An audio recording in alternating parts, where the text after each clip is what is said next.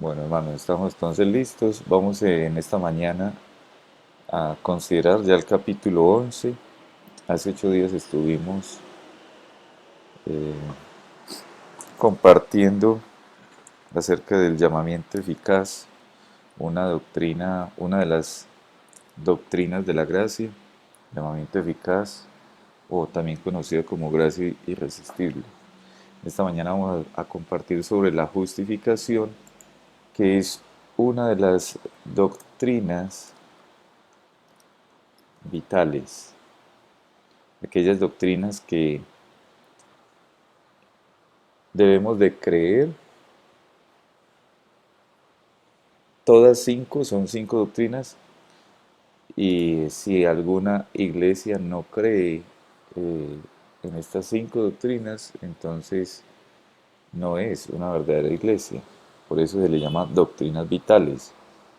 Son doctrinas que debemos de considerar cada vez que vamos a asistir a una iglesia, asegurarnos de que crean estas cinco doctrinas. Y una de ellas es la justificación. Permítame recordarle las otras cuatro, creo que ya hemos hablado sobre esto. La primera doctrina es la inspiración verbal plenaria de las Santas Escrituras. Esa es la primera. La segunda es la Trinidad. Dios Padre, Dios Hijo, Dios Espíritu Santo, un solo Dios verdadero, una sola esencia. La doctrina de la Trinidad. La tercera es las dos naturalezas de Cristo. Él es Dios y Él es hombre. La cuarta es precisamente la que vamos a estar considerando hoy, la justificación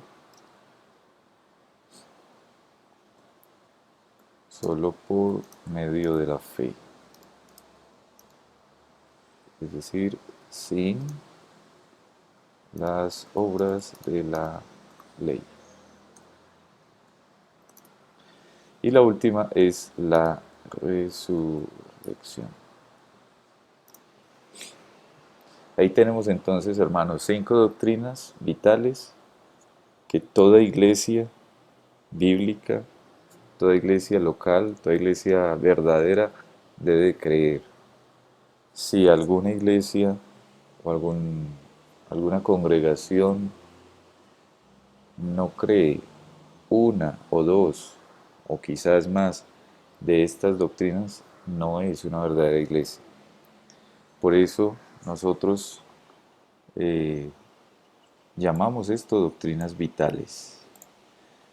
Creo que en días pasados ya habíamos compartido sobre ellas, entonces no vamos a entrar nuevamente en detalle sobre esto. Hoy nos vamos a concentrar solamente en la cuarta, la justificación solo por medio de la fe. Entonces vamos al primer punto de nuestra confesión y le damos a Romanos capítulo 3, versículo 24,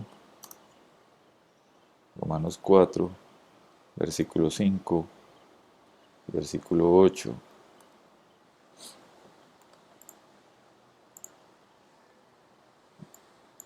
Si algún hermano tiene Romanos 3,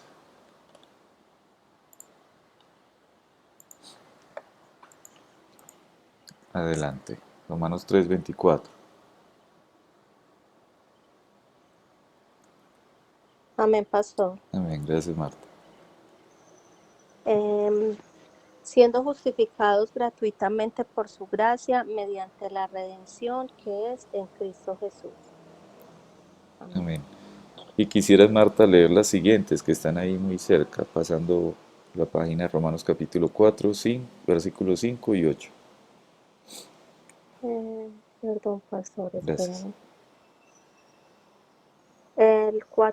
el del capítulo 4, versículos 5 y 8. Sí, por favor. Listo. Mas al que no obra, sino cree en aquel que justifica al impío, su fe le es contada por justicia. Y el 8 dice, bienaventurado el varón a quien el Señor no inculpa de pecado. Amén. Amén. Entonces ahí vemos capítulo 3, capítulo 4, pudiéramos leerlos completos, pero solamente ver al menos esos versículos. Vemos cómo Pablo está hablando acerca de la justificación, una justificación gratuita por gracia. Dice que al que no obra, sino que cree en aquel que justifica al impío, su fe le es contada por justicia.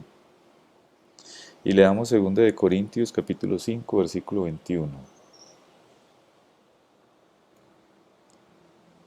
Allí dice la palabra, al que no conoció pecado, por nosotros lo hizo pecado, para que nosotros fuésemos hechos justicia de Dios en él. Al que no conoció pecado, es decir, a Cristo, por nosotros lo hizo pecado. Es decir, ¿quién cargó sobre él el pecado? Dios estableció que Cristo llevaría sobre él nuestro pecado. Él no conoció pecado, Cristo no conoció pecado, pero por nosotros fue hecho pecado, llevó sobre sí el pecado, para que nosotros fuésemos hechos justicia de Dios en él, en Cristo. No fue hecho pecador, sino que llevó sobre sí nuestro pecado. Él es santo, Cristo Jesús, santo, pero llevó sobre sí nuestro pecado, para que nosotros fuésemos hechos justicia de Dios en él. Vamos a leer el punto 1 de nuestra confesión. A quienes Dios llama eficazmente, también justifica gratuitamente. Y notemos cómo ahí el punto 1 comienza haciendo esa conexión con el capítulo anterior, que fue acerca del llamamiento eficaz. Entonces comienza diciendo que los que Dios llama eficazmente, también lo justifica, como dice Romanos capítulo 8. No infundiéndoles justicia, pudiéramos decir esa palabra como no inyectándoles justicia, no convirtiéndolos en personas justas, dice ahí, no infundiendo en ellos justicia y rectitud, sino perdonándoles sus pecados y considerando y aceptando sus personas como justas, no por nada que hay en ellos o hecho por ellos, sino solamente por causa de Cristo, no imputándoles la fe misma, ni la acción de creer, ni ninguna otra obediencia evangélica como justicia o como obra, sino imputándoles la obediencia activa de Cristo a toda la ley y su obediencia pasiva en su muerte, para la completa y única justicia de ellos por la fe, la cual tienen no de sí mismos, es don de Dios, es un regalo de Dios. En el catolicismo se ha enseñado que lo que sucede es que la persona la hacen justa, pero cuando vamos a la escritura nos damos cuenta que en la justificación nosotros no somos hechos justos, y una prueba de eso es que todavía pecamos. Ninguno de nosotros estaríamos en la osadía de decir, es que yo ya soy justo y todo lo que yo hago es justo y, y no peco. No, yo sé que ninguno de nosotros cometeríamos esa necedad. Todos sabemos que todos pecamos, Entonces no somos hechos justos, sino que la justificación es una declaración legal. Es como cuando una persona que es culpable de un delito está delante del juez. Y el juez, dado que alguien estuvo dispuesto a pagar la condena por ese hombre culpable, entonces el juez declara que ese hombre es justo. Es una declaración legal, aunque sabe que él es culpable. Pero como hubo alguien que ya pagó por él, que estuvo dispuesto a ir a la cárcel por él, entonces al que verdaderamente es culpable lo declaran justo. Es una declaración legal, como cuando estamos entonces así ante ante un juez. Dentro de la confesión, en ese primer punto, vemos además que hay ciertas componentes, digámoslo así, de la justificación. Noten, por ejemplo, cómo dice que no imputándoles la fe misma, ni la acción de creer, ni ninguna otra obediencia evangélica como justicia, sino imputándoles la obediencia activa de Cristo a toda la ley y su obediencia pasiva. Entonces notemos que está hablando de obediencia activa y obediencia pasiva. ¿De quién? De Cristo. Dos elementos fundamentales dentro de lo que es la justificación. Cuando hablamos de la obediencia activa de Cristo, nos estamos refiriendo a cómo Cristo Jesús obedeció toda la ley perfectamente. El Señor se hizo hombre, se encarnó y estuvo sujeto a la ley y cumplió todos los mandamientos de Dios, obedeció toda la ley del Señor perfectamente. Ustedes recuerdan incluso cuando el Señor Jesucristo fue bautizado y el Señor le dice a Juan el Bautista, porque él decía, no, antes usted debe bautizarme a mí, le decía Juan al Señor. Y el Señor le dijo que necesitaban cumplir toda justicia. Es decir, necesitamos cumplir todo lo que está en la Escritura. El Señor estuvo sujeto a la ley, el Señor estuvo obedeció perfectamente todos los mandamientos de Dios. Entonces a eso nos referimos cuando hablamos de obediencia activa. Cuando hablamos de obediencia pasiva, como dice en la confesión, su obediencia pasiva en su muerte, ya nos estamos refiriendo al hecho de que el Señor fue a la cruz y murió recibiendo de Dios Padre toda su ira. Por eso decimos eso es una obediencia pasiva. Ya no es una obediencia activa donde el Señor Jesucristo él mismo hace, él mismo cumple, sino que ahora ya la obediencia pasiva, el Señor Jesucristo en la cruz, recibiendo sobre sí toda la ira que el Padre derramó sobre su propio Hijo. ¿A causa de qué? A causa de nuestro pecado. Porque Cristo Jesús es santo, es puro, no es pecador, pero Él llevó sobre sí nuestro pecado. Y entonces ahí nosotros podemos apreciar también lo que es la doble imputación. A Cristo se le cargan nuestros pecados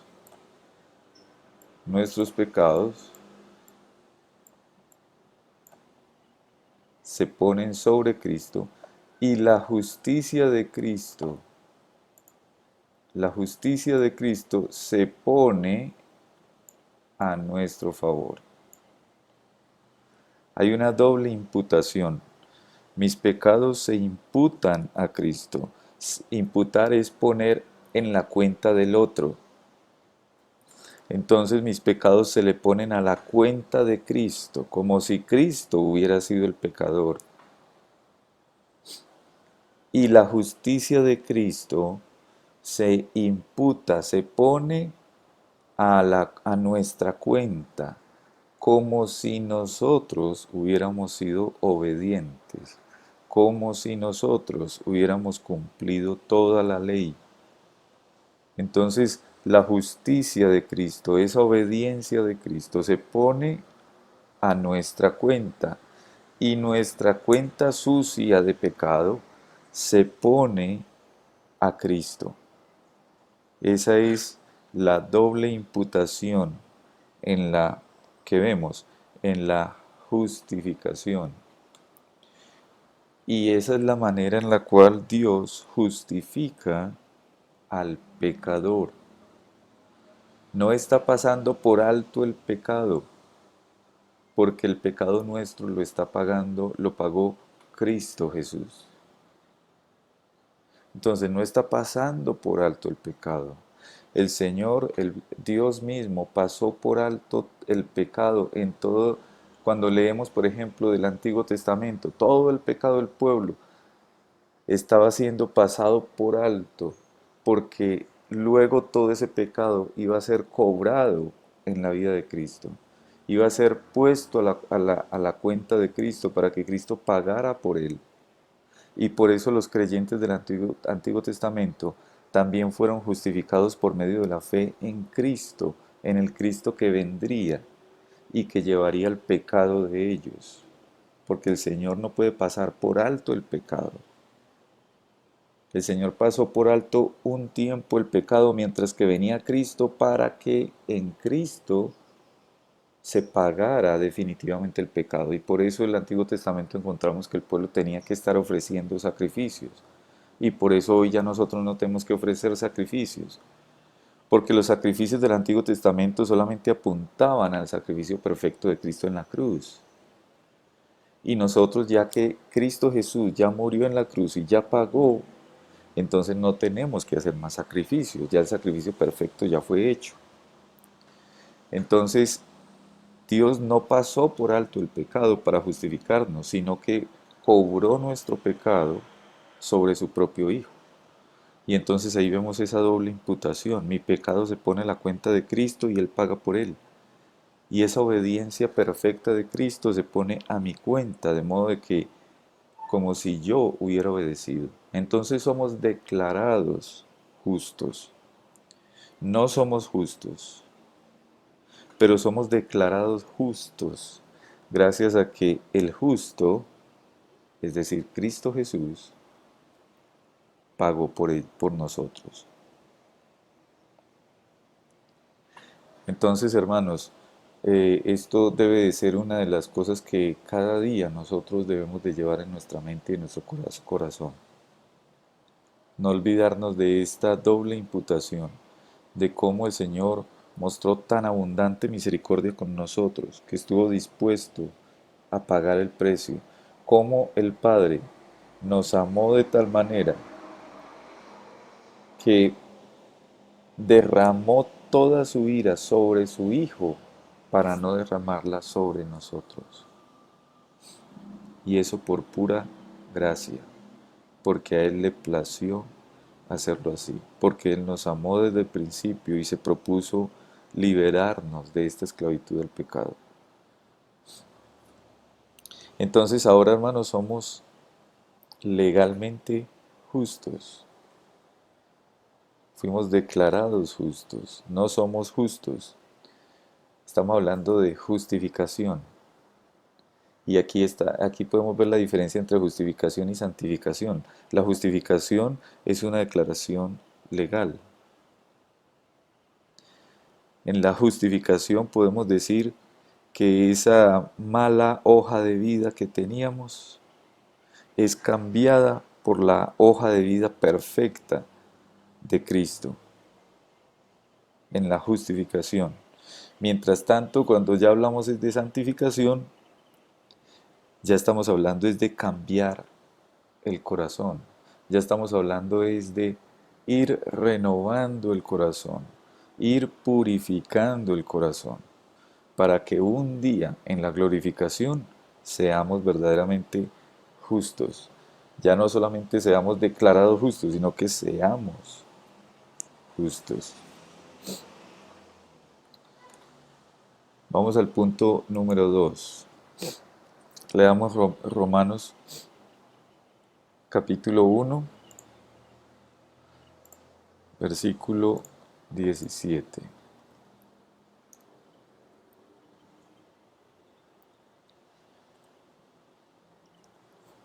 Filipenses capítulo 3, versículo 9. Leamos Santiago capítulo 2, verso 17.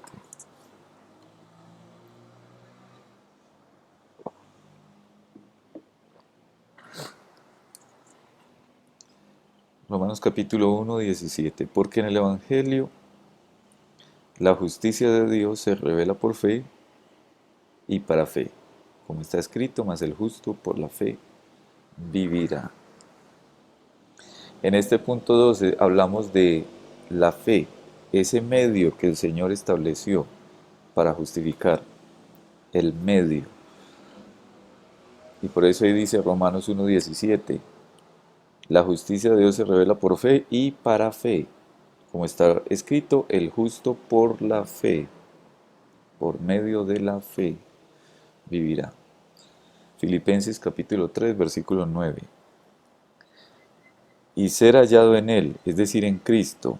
El apóstol Pablo está diciendo, y ser hallado en Cristo, no teniendo mi propia justicia, que es por la ley, sino la que es por la fe de Cristo. La justicia que es de Dios por la fe, por medio de la fe. Y en Santiago capítulo 2, verso 17, recordamos, como dice allí, así también la fe si no tiene obras, es muerta en sí misma. Estamos hablando de la fe como ese medio que Dios estableció para justificarnos. Leamos el punto número 2. La fe que así recibe a Cristo y confía en Él y en su justicia es el único instrumento o medio de la justificación. Sin embargo, no está sola en la persona justificada, sino que siempre va acompañada por todas las demás virtudes salvadoras. Y no es una fe muerta, sino una fe que obra por el amor. Entonces ahí podemos resolver la pregunta de si somos justificados por la fe. ¿Somos justificados por la fe o somos justificados por Cristo? Bueno, conforme a la palabra creemos que somos justificados por Cristo. Cristo es el que nos justifica, porque Cristo fue el que pagó el precio de nuestro pecado. Entonces, la obediencia perfecta de Cristo se puso a nuestra cuenta y de esa manera podemos ser declarados justos. Cristo entonces es el que nos justifica. Pero ¿cómo llegamos a Cristo para que Cristo nos justifique? Llegamos a Cristo por medio de la fe. Entonces la fe es ese medio que nos lleva a Cristo. Podemos decir, hermanos, que la fe no es el fundamento de nuestra justificación, sino que es ese instrumento de Dios para nuestra justificación. Por medio de la fe llegamos a Cristo para que seamos por Cristo justificados. Cristo es el fundamento de nuestra justificación. Cristo y su obra perfecta, completa, es el fundamento de nuestra justificación. ¿Y por qué debe ser por medio de la fe? Porque la fe, como ya lo hemos dicho antes, no aporta nada para nuestra salvación. La fe es solamente un instrumento que nos lleva a Cristo. Y Cristo entonces nos justifica. Entonces, como dice allá también en Romanos capítulo 4, es por fe para que sea por gracia. La fe es el instrumento, es el medio que nos lleva a Cristo para ser justificados por Cristo. Y al recibir de Dios nosotros, cuando recibimos de Él esa justificación, eso es por gracia. Dios no estaba obligado a hacerlo, sino que Él, por pura gracia, porque a Él le plació hacerlo, entonces nos da esa justicia de Cristo. Pone a nuestra cuenta la justicia de Cristo.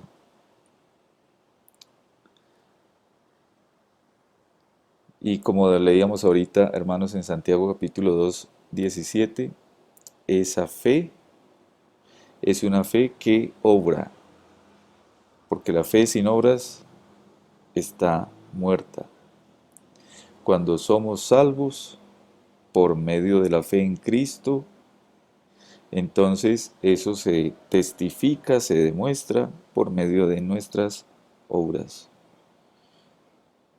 No somos salvos por obras, somos salvos sin obras. La única obra que nos ha traído salvación a nosotros es la obra de Cristo, no nuestras obras. Entonces, ¿somos salvos por obras? No, no somos salvos por obras. Pero también pudiéramos preguntarnos, ¿es salva una persona que no obra? Tampoco,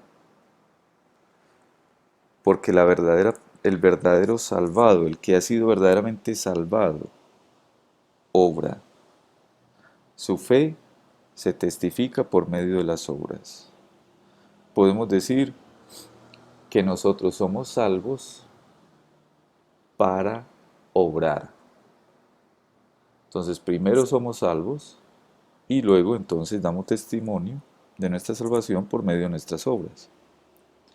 Y básicamente lo que vemos ahí es que la justificación conlleva la santificación. Si no hay santificación, si no hay obras que testifiquen de que somos verdaderamente salvos, si nuestra vida no está siendo santificada y esa santificación no se está expresando por medio de las obras, entonces difícilmente vamos a poder creer que seamos justificados, porque la santificación viene de la justificación. Donde hay justificación, también hay santificación. Vamos al punto número 3. En el punto número 3 leamos Romanos, capítulo 5, versículo 8 al 10. Y leamos Romanos 8, 32. Si algún hermano tiene Romanos 5, 8 al 10, bien puede. Pastor.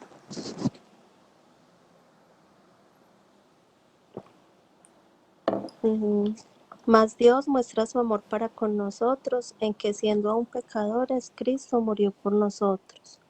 Pues mucho más, estando ya justificados en su sangre, por él seremos salvos de la ira.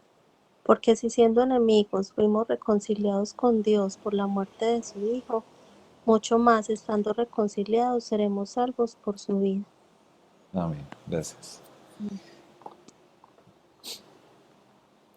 Ahí vemos, hermanos, cómo Cristo Jesús es el fundamento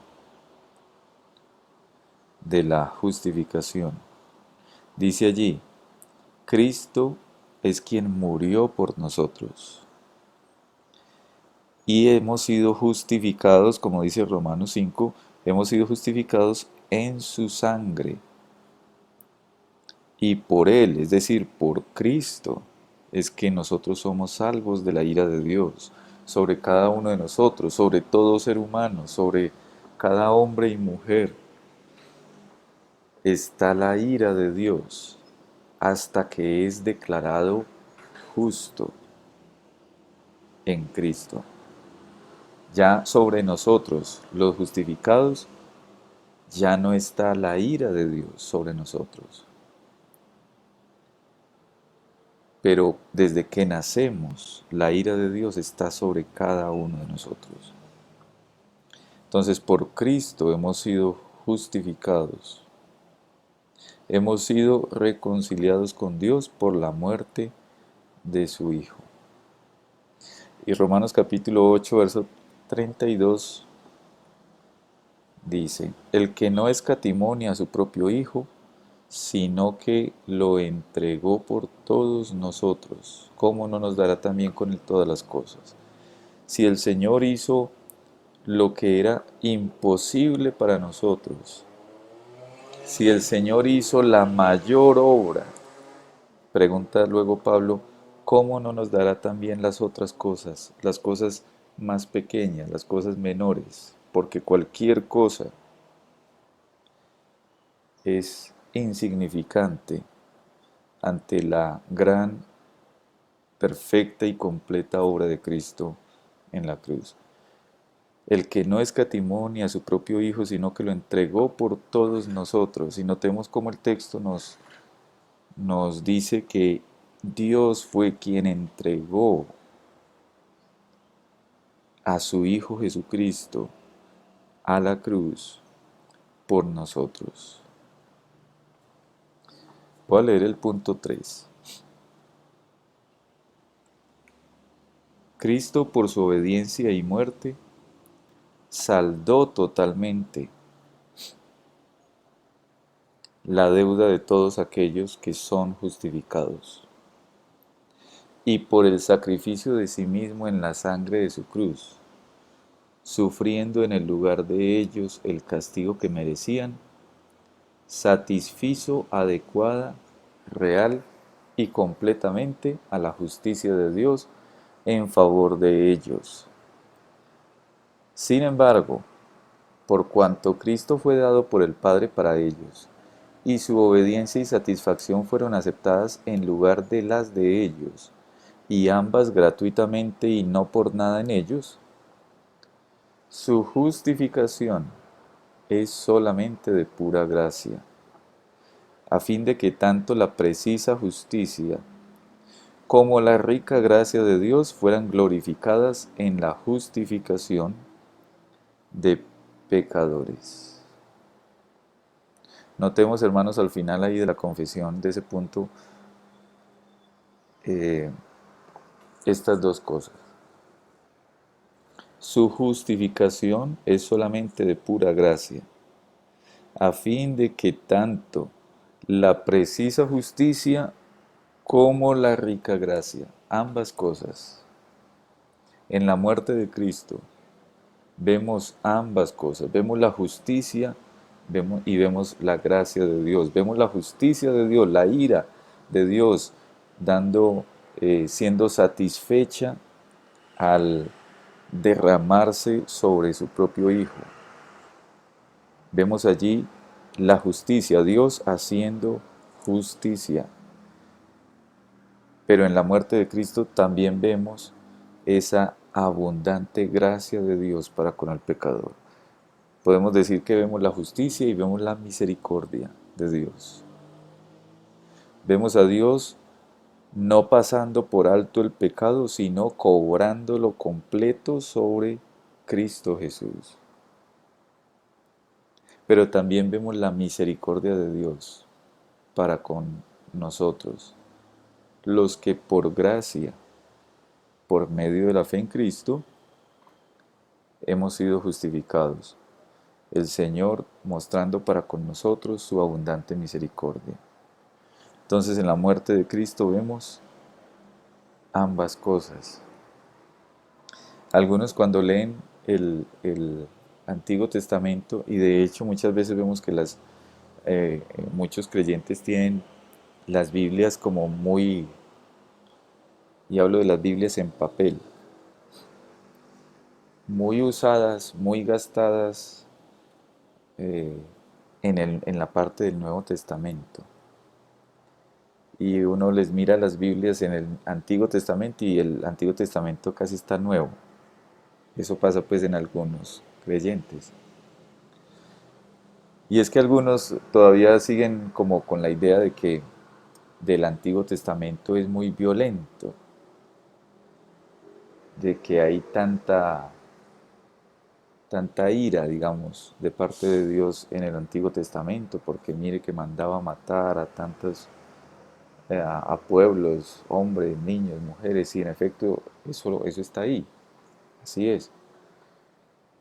Pero en el Antiguo Testamento lo que estamos viendo es una abundante misericordia de Dios porque Él estaba pasando por alto una cantidad de pecados de su propio pueblo, esperando a que digámoslo así, en el Nuevo Testamento, derramara toda su ira sobre Cristo Jesús.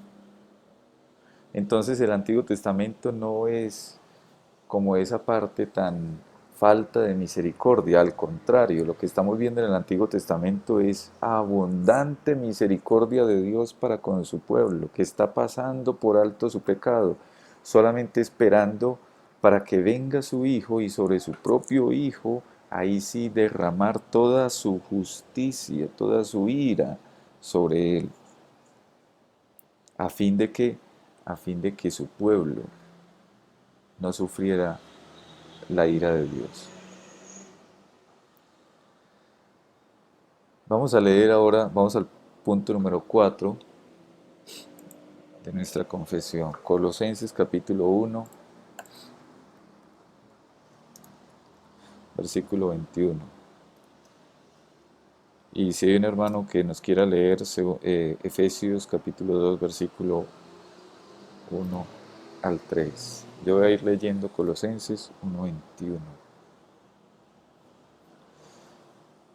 Colosenses 1:21. Y a vosotros también, que erais en otro tiempo extraños y enemigos en vuestra mente, haciendo malas obras, ahora os ha reconciliado.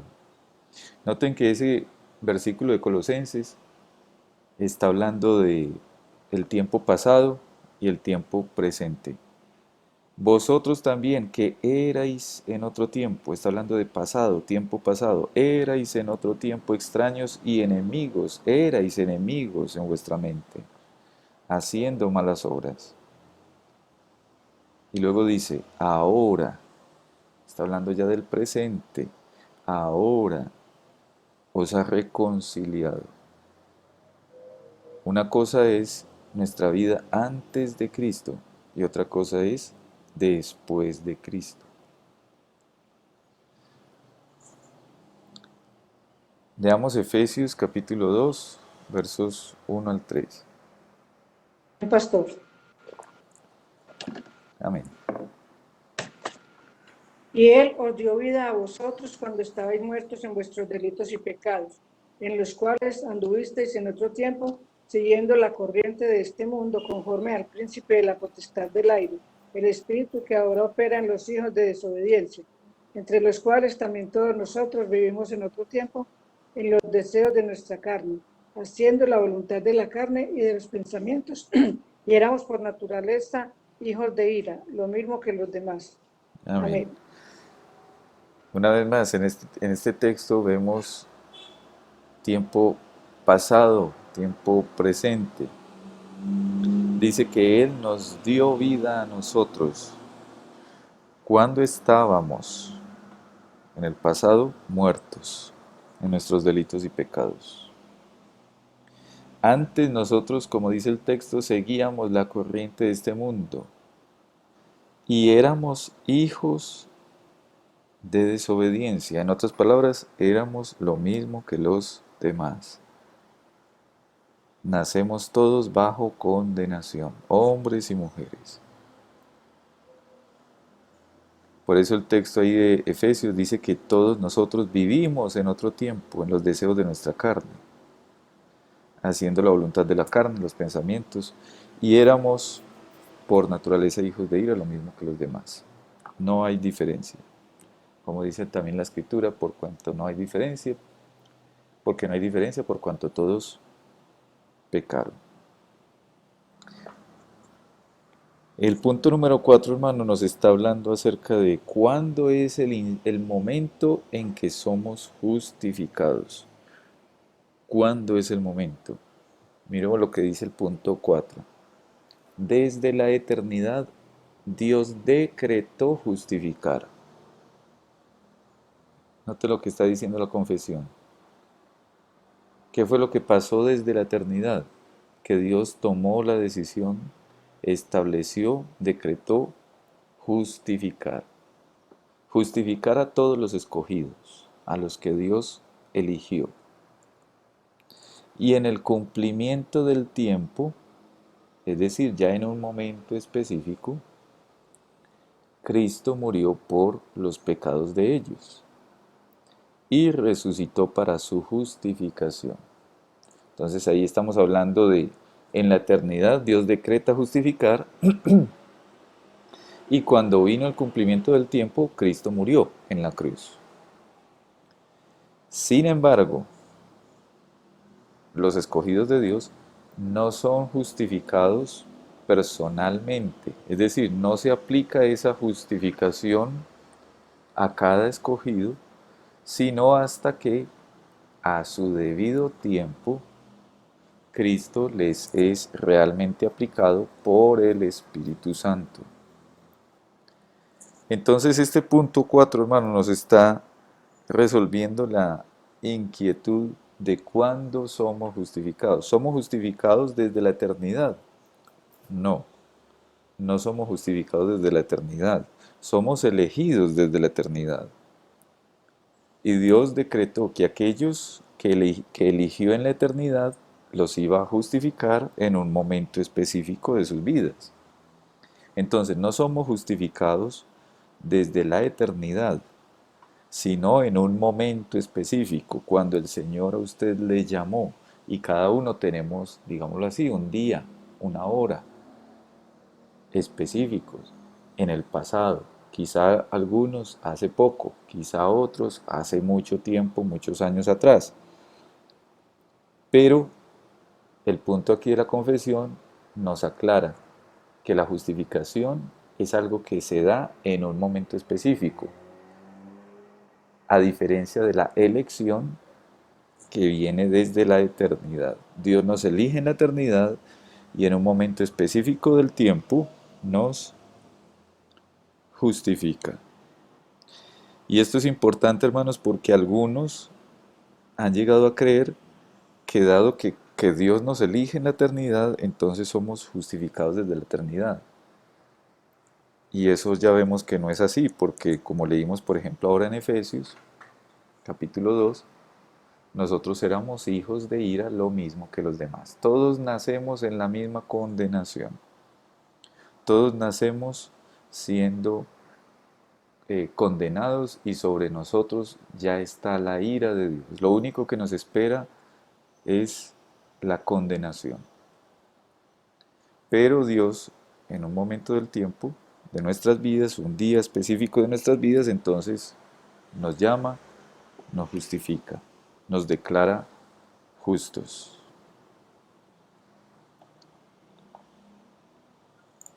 En el punto número 5,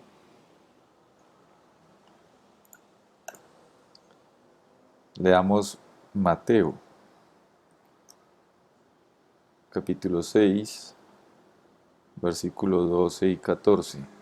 allí tenemos lo que es el Padre Nuestro, la oración que el Señor dejó, que es tanto una oración como también un modelo de oración. Es decir, podemos orar el Padre Nuestro y también podemos tomar el Padre Nuestro para aprender a orar. Es tanto una oración como un modelo. Dice allí el Señor, y perdónanos nuestras deudas, como también nosotros perdonamos a nuestros deudores. Porque si perdonáis a los hombres sus ofensas, os perdonará también a vosotros vuestro Padre Celestial. Notemos, hermanos, cómo está hablándole el Señor a discípulos, a sus discípulos. De hecho, el Padre Nuestro es una oración solamente para hijos de Dios. ¿Quiénes deben de orar el Padre Nuestro? Pues solamente los hijos del Padre. Por eso comienza diciendo, Padre Nuestro. Entonces, si Dios no es mi Padre, pues yo no puedo orar esa oración. No tiene sentido, ¿no? La oración del Padre Nuestro es para hijos. Y el Señor les está enseñando precisamente a sus discípulos a orar.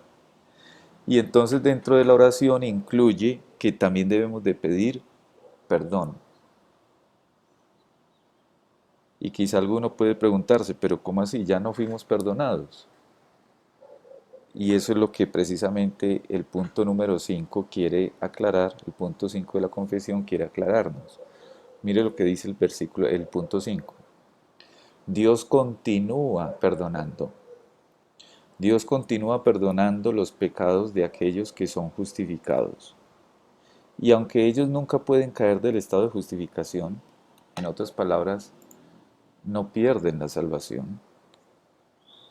Sin embargo, pueden, por sus pecados, porque todavía hay pecado en nosotros, un pecado remanente, porque todavía pecamos, por sus pecados pueden caer en el desagrado paternal de Dios. Y en esa condición no suelen recibir la restauración de la luz de su rostro hasta que se humillen, confiesen sus pecados, pidan perdón y renueven su fe y arrepentimiento. En otras palabras, hermanos, este punto número 5 nos recuerda que hay un perdón de justificación. ¿Y cuál es ese perdón de justificación? Cuando el Señor nos llamó, transformó nuestro corazón y nos justificó, nos declaró inocentes. Ese es el perdón de justificación. Pero hay otro perdón y es de santificación. ¿Y cuál es el perdón de santificación? Aquel perdón que necesitamos pedir todos los días, porque todos los días pecamos.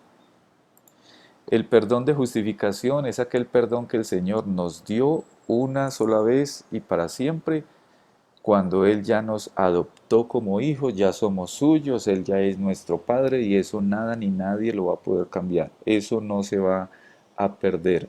Él es nuestro Padre. Pero en nuestra relación con Dios lo ofendemos continuamente. Así como un hijo ofende al papá muchas veces. ¿Y eso quiere decir que entonces el hijo ya deja de ser hijo? No, el hijo sigue siendo hijo, pero el papá no está como muy contento con el hijo. Lo sigue amando porque es su hijo, pero hasta que no logren solucionar el problema, la relación, la comunión entre ellos no está bien. Y eso es básicamente lo que nos está diciendo la confesión cuando dice que no vamos a caer del estado de justificación, pero a causa de nuestros pecados podemos caer en el desagrado paternal de Dios. Cuando estamos andando, por ejemplo, en algún pecado, somos hijos de Dios, porque Él ya nos salvó y nos salvó para siempre y nos adoptó en su familia. Él es nuestro Padre, pero nuestra comunión con Él no está bien. Y es que podemos recordar, hermanos, y podemos colocarlo aquí en la justificación nosotros hemos sido unidos a Cristo. Esta es la unidad con Cristo. Fuimos hechos uno con Cristo en la justificación. Cuando hablamos de santificación ya estamos hablando de comunión. La unidad, la unión con Cristo, permítame lo pongo así, unión, la unión con Cristo, nunca jamás la perdemos. Pero a causa del pecado, nuestra comunión con Cristo, esa buena relación con el Señor, se ve afectada muchas veces. Y entonces tenemos que estar pidiendo perdón. Perdón no para que seamos hechos hijos de Dios, porque ya somos. Ese perdón de justificación ya nos fue dado, ya estamos unidos a Cristo. Pero todos los días necesitamos estar pidiendo perdón de santificación porque pecamos. Y entonces dañamos, afectamos nuestra comunión con Dios. Ahí podemos recordar al Señor Jesucristo lavando los pies de los discípulos. El Señor le dijo a sus discípulos, ustedes ya están limpios todos, excepto uno, refiriéndose a Judas, por supuesto. Pero ustedes ya están limpios, les dijo el Señor. Lo único que deben de hacer es lavarse los pies. Y ustedes se acuerdan que Pedro no quería que el Señor le lavara los pies.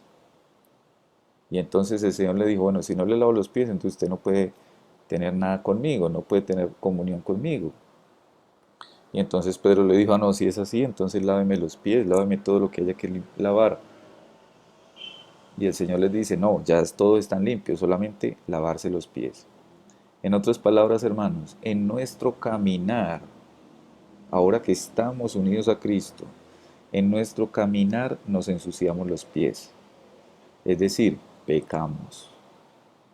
Entonces necesitamos, hermanos, cada día el perdón de santificación. Ya no necesitamos el perdón de justificación porque ya fuimos justificados, ya fuimos declarados justos delante del Señor. Pero cada día necesitamos, Señor, perdónanos, porque cada día pecamos, le ofendemos.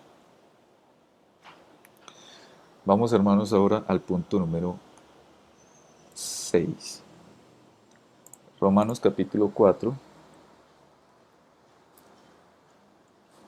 versículos 22 al 24. Si algún hermano quiere leerlo, bien pueda.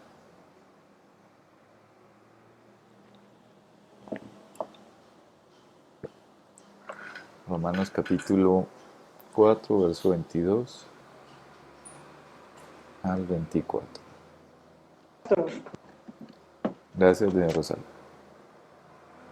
Por lo cual también su fe le fue contada por justicia, y no solamente con respecto a él se escribió que le fue contada, sino también con respecto a nosotros, a quienes ha de ser contada, esto es, a los que creemos en el que levantó de los muertos a Jesús, Señor nuestro, el cual fue entregado por nuestras transgresiones y resucitado para nuestra justificación. Amén. Amén. Está hablando de Abraham. También su fe le fue contada por justicia. Está hablando de Abraham. Pero el mismo texto también dice que no solamente a Abraham le fue contada por justicia, sino que también a nosotros. La fe nos es contada por justicia. En pocas palabras, el texto nos está diciendo que la justificación de los creyentes del Antiguo Testamento es la misma justificación de los creyentes del Nuevo Testamento. Ellos fueron justificados por medio de la fe en Cristo, el que había de venir, y nosotros somos justificados por medio de la fe en Cristo, aquel que ya vino. Ellos miraban hacia adelante, hacia el futuro, el Antiguo Testamento, vamos aquí, ellos miraban hacia el futuro, ponían la fe